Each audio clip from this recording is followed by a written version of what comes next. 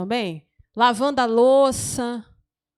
Os homens não têm muito esse entendimento, né? Mas talvez fazendo outras coisas, né? O culto, né? O outro está se defendendo. Amém? Amém, internet? Você recebe aí também essa unção que o irmão ali fala, tem sim, pastora. Isso aí, Alain, os valentes estão se manifestando. Se manifesta aí também, Júnior Valente. Amém? Amém. Profetiza, igreja. Amém. Ele faz sim, irmão. Lava o copo.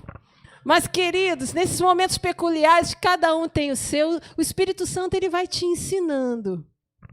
Ele vai te adestrando, ele vai te nutrindo. Eu estava lavando a minha varanda. Já viu isso? A pessoa lavando a varanda chovendo. Eu faço isso, é doido, né? Coisa... Hã? Não, estava com água mesmo, desinfetante, porque meu cachorro faz as necessidades na varanda, eu tenho que limpar para não ficar um cheiro, enfim. Quem é dona de casa sabe disso. E o Espírito Santo foi ministrando ao meu coração. Você está vendo como essa água lava? Mas se a água ficar parada aqui, com a sujeira, vai feder. Por isso, querido, há essa concordância, há esse movimento do Espírito Santo não fazer nada sozinho. Porque Jesus mesmo disse, sem Ele, nada eu poderei fazer. Sem a presença de Deus, nós não conseguimos fazer nada, queridos. E o Espírito Santo foi ministrando aí, puxa o rodo da minha presença. Puxa o rodo da minha presença, para que aí as águas do meu espírito lave, jogue fora toda essa sujeira, tudo aquilo que vem contaminar a tua alma, tudo aquilo que vem querer tirar a tua paz, tudo aquilo que vem te trazer uma apurrinhação, um troço que vem para te encher, é ou não é? Eu estou falando português bem claro, para a gente, todo mundo aqui entender. E aí o Senhor foi me aliviando. E Ele me levou para um versículo. Deixa eu abrir aqui, eu quero que você abra. Deixa eu abrir meu notebook. Êxodo 14. Vai lá, profeta.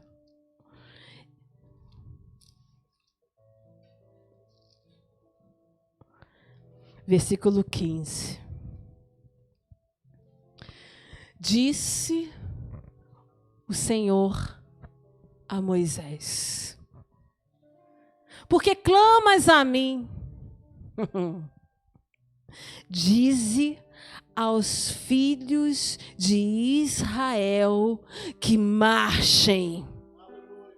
Eu posso dizer essa noite para você, meu irmão, independente de que você está passando, digo a você que não pare, que você caminhe. Por que esse versículo está escrito aqui, pastora? Porque o povo de Israel tinha saído do Egito, tinha saído de uma condição de escrava para uma condição de livre. Mas eles não estavam totalmente certos, eles estavam vivendo por aquilo que estava diante deles. Porque o sobrenatural, o extraordinário, estava ali aparecendo o tempo a tempo. E é óbvio que se você visse um anjo, que se você visse algo que não é do normal, você teria alguma dificuldade de acreditar? Claro que não. E aí essas pessoas estavam plenamente envolvidas. Por quê? Porque o Senhor conhece o coração do homem desde o início. O nosso coração que é corrupto. O nosso coração que muitas das vezes se envolve com aquilo que vemos. E é interessante que esse povo, ele saiu do Egito com características que eu anotei aqui para não esquecer. Ele recebeu prosperidade, conforto. Só para ter base bíblica, abre lá em Êxodo 12, 35 e 36.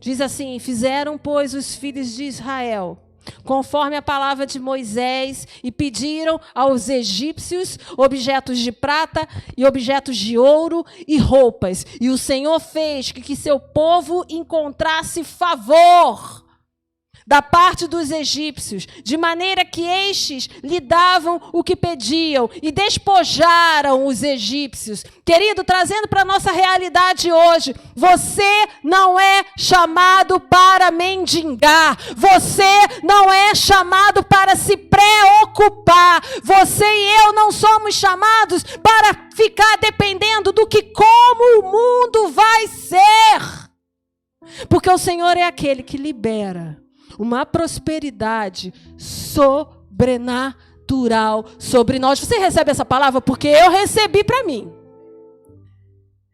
Outro texto. Êxodo 13, 21, 22. Vou abrir na minha Bíblia. O Senhor ia diante deles durante o dia, numa coluna de nuvem. O ar-condicionado de Deus é melhor que o seu. Dá um amém aí. Graças a Deus. O Senhor ia diante deles durante o dia numa coluna de nuvem, oh glória, para os guiar pelo caminho, aleluia. Durante a noite, numa coluna de fogo, para os alumiar, a fim de que caminhassem de dia e de noite. Ou seja, o Senhor é aquele que produz um conforto em meio a uma caminhada. Uma caminhada que saiu do momento onde eu vivia como escravo, eu era subjugado, mas houve um momento que o Senhor foi aquele que ouviu o clamor do seu povo e chamou Moisés. Um cara que poderia estar de boa, irmãos, cuidando da vida dele, mas ele se tocou que tinha uma plantinha brilhando, e não era vagalume. E ele foi e olhou. Se fosse a Neumar ou não, a Neumar ia olhar, Senhor, é um vagalume? Abafa. Tá rindo? Acontece. Mas a sarça ardente estava ali. Queridos, o Senhor nos chama para queimar dentro de nós um fogo consumidor que não vai nos queimar para nos destruir, mas que nós estejamos com os nossos corações aquecidos por causa daquilo que Ele vai nos direcionar. E eu sei que o Senhor já está liberando palavras aqui nessa noite. E Ele é aquele que vai produzir em nós, mesmo com medo, uma palavra de certeza. Porque Moisés, no primeiro momento, falou: eu não sei nem falar. Como é que vai ser? Como é que eu vou falar com esse povo? Como é que eles vão receber a prosperidade? Como é que eu vou falar para ele que ele pode ser rico? Ele vai olhar para minha cara e como? E ele vai dizer: o eu sou me chamou. O eu sou? O eu sou diz quem eu sou. E eu sou o quê? Mais que vencedor. E eu sou o quê? Próspero. E eu sou o quê? Sarado e curado. E eu sou o quê? Libertador. Queridos, isso é muito louco. É muito fácil. Agora a gente lê as palavras aqui bíblicas e simplesmente o Espírito Santo liberar para nós uma certeza, mas isso foi vivenciado. Você pensa um homem com a fala pesada, que viveu nos lugares de Faraó, nos palácios de Faraó, que saiu do Egito por medo, porque matou um egípcio para defender um dos seus, e um dos seus o entregou. Irmãos, quantas das vezes a gente ouve coisas, a gente leva afrontas que a gente não esperava receber e a gente simplesmente foge. Por quê? Porque o confronto muitas das vezes não é necessário. E aí você poderia ficar de boa, eu vou ficar de boa, eu vou cuidar da minha vida, eu tenho Jesus. Vou aqui cuidar das minhas coisas, do meu sogro, Encontrei uma mulher abençoada. Meu sogro tem uns bichos aqui, tem uma fazenda. Tinha fazenda, Júnior. O irmão tinha... O sogro dele tinha uma fazenda. E ele foi ali. E de repente Deus toca aquele homem. E ele vai... É usado por Deus no seu cajado. Libera um povo. E esse povo segue. Faraó libera. Libera prosperidade. O Senhor libera conforto. Mas mesmo assim, era um povo que tinha mente de escravo. E o texto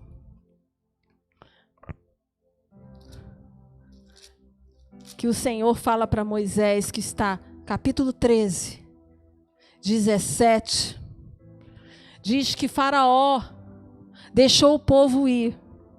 E presta atenção que eu vou ler com você. Tendo Faraó deixado ir o povo, Deus não levou pelo caminho da terra dos filisteus. Ou seja, Deus poderia ter ido por dois caminhos. Talvez o texto aqui dá a entender que o caminho pela terra dos filisteus diz que é um caminho mais perto. Ou seja, seria mais rápido para chegar à terra prometida. Mas o próprio texto diz, vou ler de novo, tendo Faraó deixado ir o povo, Deus não levou pelo caminho da terra dos filisteus, posto que mais perto era. Pois disse, para que porventura o povo não se arrependa vendo a guerra, e volte e torne ao Egito. Irmão, o Senhor sabe a tua limitação. O Senhor sabe que se você vê algumas coisas, tu dá uma rateada. O Senhor sabe que você vê algumas coisas, você se desespera. Sim ou não? Por quê? Porque a tua humanidade está ali junto com você o tempo todo. A mentalidade de escravo não estava sendo trocada por uma mentalidade de guerreiro. Ei! Vou repetir. A mentalidade escravo não tinha sido trocado por uma mentalidade daquele que sabe guerrear. Porque o texto continua dizendo, porém Deus fez o povo rodear pelo caminho do deserto. Rodear pelo caminho do deserto. Naqueles lugares, naquele momento onde eles receberam a nuvem do Senhor durante o dia, o aquecimento, o iluminar de Deus durante a noite, o Senhor foi construindo aquele conforto naquelas pessoas. E aí o Senhor colocou eles perto do Mar Vermelho. Como? Como que eles ficaram? Arregimentados. O que isso traz para você, pelo amor de Deus? Eles estavam posicionados como um exército. Subiram os filhos de Israel. Arregimentados. Subiram os filhos de Israel. Arregimentados. Nós caminhamos à frente das circunstâncias que aparecem diante de nós. Por isso, irmãos, o Senhor disse, diga ao povo que marche. Arregimentados. Algo maior surgiu. Algo que parece que não vai ter jeito. Algo que vem uma afronta maior. E aí a galera começa a falar: ô Moisés, você tá doido? Será que não tinha cemitério no Egito pra gente? Eu preferia ficar escravo. Irmãos, em nome de Jesus, há um espírito, há um rondar, há uma nuvem de engano que vai tentar sempre envolver a nós para que nós tenhamos um pensamento de derrota, um pensamento de escravo, um pensamento de que não vai dar certo, um pensamento que vai piorar. Mas, queridos, eu quero falar para vocês que aquilo que o Senhor falou para Moisés diga para o povo que marche. E simplesmente, o povo começou a andar. E Moisés foi. Com a autoridade que o Senhor lhe deu, ele abriu o mar. O Senhor abriu e aquele povo passou, aleluia. E a palavra de Deus diz que foi em pés enxutos. Ninguém ficou com o pé agarrado na lama do fundo do mar. Ei, você não foi chamado para ficar com o pé agarrado na lama. Eu e você fomos chamados para caminhar na direção da voz do Senhor que nos diz: continue, continue, continue, continue, continue, continue, continue, faz dando glória a Deus, continue, continue. Querido, isso é muito sério. Eu e você estamos aqui simplesmente para fincar nossa vida no Senhor e andar pelo caminho que é a verdade e que nele há vida. O GPS do Espírito Santo, ele não bugou, ele não deu ruim, não está coisado como diz o outro. Ele continua dizendo: mas pastora, está esquisito. Continue caminhando. Mas pastora, estão falando isso, estão falando aquilo. Continue caminhando. Mas pastora, vai dar tudo errado que não sei o quê. Continue caminhando. Por quê? Porque o Senhor liberou uma bênção sobre você. O Senhor liberou sobre você a prosperidade. O Senhor liberou sobre você um conforto. Mas, queridos, haverá momentos que a gente tende a ouvir as outras vozes. E a pergunta é: que você está ouvindo? Por isso a importância de nós estarmos como igreja. Sabe para quê? Para eu estar trazendo e você trazendo para mim a nossa memória, aquilo que nos dá esperança. O Espírito Santo, ele fala com cada um de nós, naquele lugar secreto, naquele lugar de encontro. Mas, queridos, ao longo da nossa semana, ao longo da nossa jornada, ao longo da nossa vida, as outras vozes se levantam para dizer que a verdade dos sentimentos, a verdade daquilo que a gente vê, é muito mais forte do que aquilo que a palavra de Deus diz. Então, queridos, Moisés recebeu do Senhor: diga ao povo que marche. Nós devemos continuar a caminhar. Aonde? Na murmuração, na dúvida, no desespero, na falta de esperança? Não! A gente continua a caminhar na direção da voz do Senhor. E é interessante que esse caminho, que é a nossa essência, que não mudou, que é nós sermos como Ele é nesse mundo, de nós agimos e reagimos conforme Ele vai aprimorando a nós. Porque, querido, o deserto, ele muitas das vezes pode ser apresentado a nós. E isso a gente pensa muitas das vezes com um aspecto negativo, com um aspecto de provação. Pastora, a senhora está querendo falar que o deserto é bom? Não, querido, mas o deserto nos ensina. O deserto, ele vai mostrar para nós que nós podemos caminhar com Deus ou sem Deus. Eu posso criar um ídolo com aquilo que eu recebi, e a própria palavra de Deus diz que quando Moisés foi buscar ao Senhor, o povo, ele falou: não, eu estou sem direção. Moisés vai deixar a gente aqui morrer, se meter o pé com Deus, Eu já ouvi essa história antes. Teve um cara que sumiu, o tal de Enoque. Já me falaram isso lá atrás. Será que ele foi embora? Sabe de uma coisa? Eu vou pegar esse ouro aqui e vou fazer um ídolo. Aí a gente vai adorar a Deus para ver se esse Deus aqui salva a gente. Idolatria é esforço humano. Idolatria é rebelião. Idolatria é tudo aquilo que é contrário àquilo que o Senhor tem para nós. Que é nós decidirmos caminhar no sobrenatural. E o Senhor é aquele que nos livra.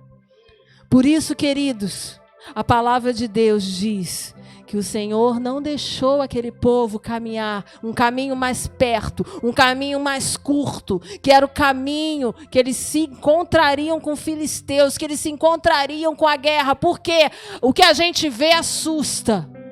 E por isso, querida, a palavra de nós para essa noite é: fiquemos arregimentados e continuemos a marchar. E é interessante que passou um tempo, tempos bons, tempos difíceis, para o povo de Israel, trazendo para a realidade do deserto ali do povo de Deus. E o Senhor, ele ficou, queridos, 400 anos em silêncio. Profetas falaram, reis reinaram. Houve reis que fizeram aquilo que era bom aos olhos do Senhor, outros não. Profetas liberaram palavras e depois houve um silêncio. 400 anos. Talvez agora aí dentro de você está buscando resposta do Senhor em situações que só você falou com Ele, que ninguém aqui sabe. E a resposta do Senhor para você agora é um silêncio. Você imagina, 400 anos em silêncio. Mas, queridos, o silêncio de Deus não é um silêncio para nos conduzir a um desespero, amém? O silêncio de Deus é para eu e você termos a certeza que há um lugar de descanso, há um lugar aonde eu posso olhar para trás e ver: ei, conte as estrelas do céu, assim vai ser a sua descendência. Ei, você lembra lá atrás, o Senhor fez prosperar no deserto. Ei, você lembra lá atrás que o Senhor, ele abriu um caminho no deserto, um ermo no vale. Ei, o Senhor é aquele que me faz caminhar em lugares altos. Ei, você lembra lá atrás que ainda que a figueira não floresça, todavia eu posso me alegrar no Senhor. E aí, depois de tudo isso e outras condições e outras passagens que estão lembrando, que você está lembrando aí, veio o silêncio do Senhor. O silêncio do Senhor para aquele povo. E no livro de Lucas, capítulo 1, versículo 17, o anjo veio falar com um cara chamado Zacarias. Vamos abrir lá?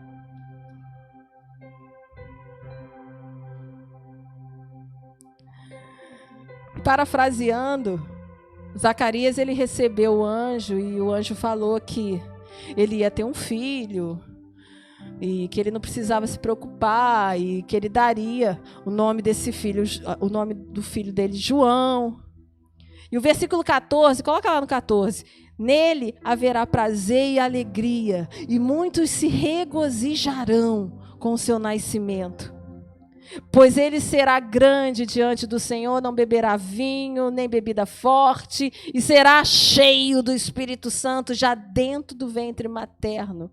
E converterá muitos dos filhos de Israel ao Senhor, seu Deus. E 17 diz: e irá diante do Senhor, no espírito e no poder de Elias, para converter o coração dos pais aos filhos e converter os desobedientes à prudência dos justos, e habilitar para o Senhor um povo preparado, um povo arregimentado. Yeah! Só que esse cara nasceu, ele tinha uma peculiaridade. O que ele foi? Onde é que ele foi viver? Ele foi viver no deserto. Ei! Como é que é isso? O silêncio de Deus. E Deus começou a liberar, 400 anos depois, um profeta que começou a declarar as promessas de Deus para um povo rebelde, para um povo que tinha se desviado, para um povo que tinha duvidado, para um povo que não acreditava mais, mas sabiam que tinha uma promessa lá atrás. E esse homem libera uma palavra para habilitar aos desobedientes para o Senhor um povo preparado. Querido, nós estamos aqui sendo arregimentados. Ai, pastor, eu não quero ir para a guerra. Querido, sinto muito, mas você já está no bom combate da fé. E é esse lugar que o Senhor forja a nossa vida. É nesse lugar que o Senhor habilita um povo preparado. E João, ele percorreu no deserto e ele começou a declarar. João 3, de 3 a 6. Vamos lá. Lucas de 3 a 6. Vou abrir na minha Bíblia também. Que diz assim: ele percorreu toda a circunvizinhança do Jordão, pregando o quê? Batismo de arrependimento para a remissão de pecados. Gente, tem muita gente justificando pecado. Tem muita gente falando: eu tenho Deus no coração, isso que importa. Não! João veio falar: querido, se toca, se arrepende, e crê no Evangelho. Conforme está escrito no livro das palavras do profeta Isaías, que diz: voz do que clama no deserto, preparai o caminho do Senhor, endireitai as suas veredas, todo vale será aterrado e nivelado, todos os montes e outeiros, os caminhos tortuosos serão retificados e os cabrosos aplainados, e toda a carne verá a salvação de Deus. Queridos, há um plainar. O Senhor está forjando naqueles que creem, um nivelamento. Há um nivelamento liberado sobre a igreja nesse tempo. Por quê? Porque o espírito de Elias está pairando, confrontando todo espírito de engano, confrontando tudo aquilo que é contrário ao pleno conhecimento de Deus, confrontando aquilo que parece certo, mas que no fundo é errado. E queridos, confrontar, eu vou falar de mim, é difícil. Tanto é que João Batista teve um momento que, por causa do confronto, ele foi preso.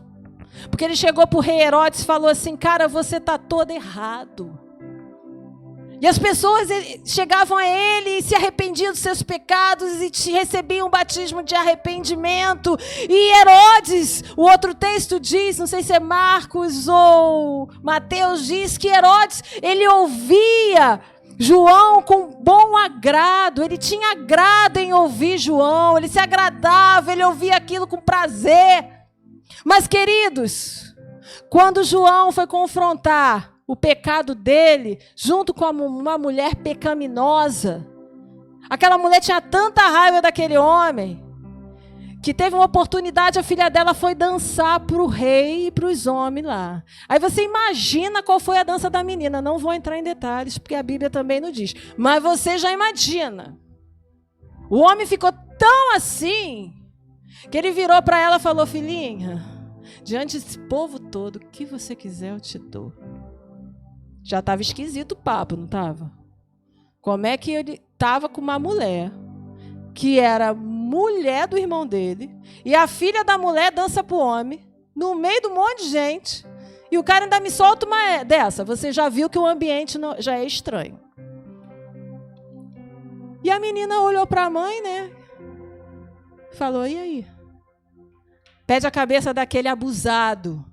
Porque, querido, quando eu e você confrontamos o pecado, o diabo fica louco e eles querem matar a gente de qualquer maneira. É ou não é? Aí mata a gente aonde? Mata a gente nos desprezando. Mata a gente não ouvindo a nossa palavra mais. Ah, a Maria é chata. É ou não é, Maria? A Maria até ri. Pastora chata. Quer matar. Mas, querido, não adianta. A palavra profética, ela não morre. Só que interessante, tem hora que essas coisas afetam. E afetou a vida daquele homem. Ele ficou preso. E antes de arrancarem a cabeça dele, a palavra de Deus diz, é Lucas um pouquinho para frente. Deixa eu ver se é Lucas mesmo. Lucas 7. Vamos lá. Já vou terminar. Lucas 7, a partir do 18, até o versículo 23, eu vou parafrasear com você. Ele foi preso, porque ele pregou o arrependimento, sim ou não? Ele foi preso, porque o anjo virou para o pai dele e falou assim, ei, o teu filho vai nascer, ele vai ser cheio do Espírito Santo desde a barriga. E desde a barriga, ele vai ser um rapaz, uma pessoa que vai ser habilitada pelo Senhor em colocar um povo preparado. Ele vai habilitar um povo para o Senhor, para forjar um preparo nesse povo. Ou seja, ele estava já arregimentando um povo para o enviado, para o Messias, para Jesus, porque ele batizou Jesus, amém? E quando ele batizou Jesus, desceu o Espírito Santo em forma de pomba e disse, esse é meu filho amado, a ele ouvi, amém? Só que, queridos, quando a gente recebe a afronta, quando a gente recebe o desaforo, quando a gente recebe tudo aquilo que tenta nos atacar, porque nós estamos sendo preparados para sermos um povo arregimentado, um povo preparado. Querido, às vezes a afronta você não sabe de onde vem, mas ela vem. O desafio vem. O desafio financeiro chega. Aquela afronta, no resultado do exame se revela. A dúvida do que está acontecendo ao redor se manifesta. E assim como acontece com você, acontecer com João. Ao ponto que no texto de Lucas 3, e você vai ler depois que não vai dar tempo, diz que ele virou, mandou 2 dos seus discípulos e disse assim, ei, vai perguntar para Jesus, aquele que eu batizei, aquele que todo mundo ouviu a voz descendo do céu, se ele é mesmo aquele que está por vir. Será que a dúvida bate aí? Jesus, é isso mesmo? Jesus, é isso mesmo? Jesus, como é que vai ser? Ah, Jesus, eu acho que não era para ser. Ah, Jesus, não era da sua vontade me curar. Jesus, não é da sua vontade eu ter uma vida abençoada. Jesus, não é da tua vontade que meu parente se converta. É assim mesmo. Mas, queridos, essa dúvida vem para querer sufocar a palavra profética sobre nós.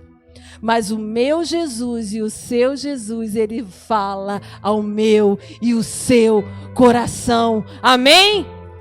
E o texto vai dizer, que eu só vou ler esse para a gente orar.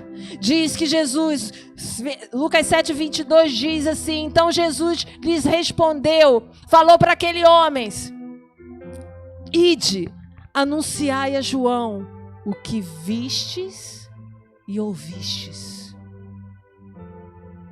Deus preserva a gente de algumas coisas, irmãos. De algumas coisas para que nós possamos criar casca. Mas Jesus vai ter uma hora na minha vida e na tua vida que Ele vai te mostrar e vai fazer você ouvir, amém? E Ele fala assim: os cegos veem, aleluia, os coxos andam, os leprosos são purificados, os surdos ouvem, os mortos são ressuscitados, e aos pobres anunciar-se-lhes o evangelho, querido. Eu e você precisamos cada vez mais estar fincados nessa certeza de que há um forjar em nossas vidas, da posição de mais que vencedores. João Batista, ele perdeu a cabeça, queridos, mas Jesus, ele está sentado no alto sublime trono. Jesus, ele honrou aquele homem até o fim, disse: ei, ele foi o maior profeta que existiu, sabe por quê? Porque ele apontou para o Filho do Homem. Eu e você temos que apontar para o Filho do Homem, queridos, mesmo que queiram arrancar nossa cabeça, mas o Senhor é aquele que fala: chega, está consumado. Ontetelestai na minha vida, ontetelestai na sua vida, para que eu e você possamos caminhar na condição de agora. Maranata, hora vem, Senhor Jesus. E nisso vamos colocar de pé. Eu ia botar uma canção, mas dá uma segurada. Eu ia botar uma canção que fala do preparar o caminho. E o Alan vai botar no outro momento, vai ter uma outra oportunidade, Alan. Qual é a condição nossa hoje, queridos? Há uma condição que o Senhor forja na minha vida e na tua vida, estarmos arregimentados. O amor de Deus por mim e por você é tão grande que há coisas que Ele não permite você ver, porque Ele sabe que você não aguenta, que Ele sabe que se você for ver, você volta para o Egito correndo. Mas há condições que o Senhor forja na minha vida e na tua vida para que você possa ver e ouvir, e o sobrenatural acontece aonde você está clamando ao Senhor. Por isso, nós vamos tomar ceia com essa certeza. Shaisa, traz aqui em nome de Jesus. Moisés, ali no Egito, ele matou um animal, um cordeiro, e passou nos umbrais da porta. E nesse lugar o anjo da morte não passou e trouxe vida, trouxe salvação para aquele povo. O cordeiro imaculado, o cordeiro de Deus que tira o pecado do mundo, Jesus, ele morreu na cruz para mim e por você, para que trazer vida e vida em abundância, para provocar uma condição, uma posição em nós de sermos um povo preparado, um povo que está decidindo continuar a caminhar, decidindo a marchar, decidindo a se posicionar, decidindo a avançar em meio a tudo que se levanta contra nós, pessoalmente e no coletivo. Por isso nós vamos tomar a ceia nessa certeza. Pai, eu consagro esses alimentos a Ti, com as nossas ações de graça, agradecidos que o Seu sacrifício não foi em vão. Por isso, está liberado. Pegue cada um o seu cálice em nome de Jesus.